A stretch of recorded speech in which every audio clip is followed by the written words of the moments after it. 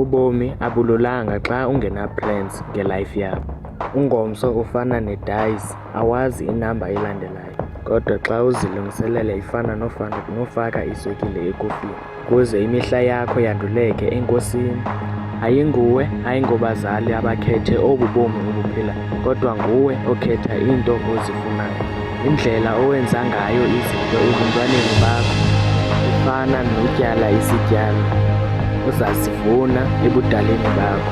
Impazamo asoze ijike xa isenzekile, kodwa ukuxolela kuyakha. Apha emhlabeni asizohlala, siyagqitha.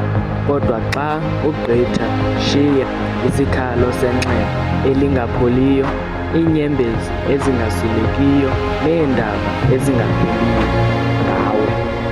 Ubomi abukho lula and soze bube lula. Kodwa xa uthatha inxaxheba ngokuphambi kwakho, ufana nozilungiselela kwiingxaki zakho. Sukukhalipha phambi kwesitha sakho, hlala ungcumile ukungathi awunayo embi kuzo zonke izinto ezikwehlelayo.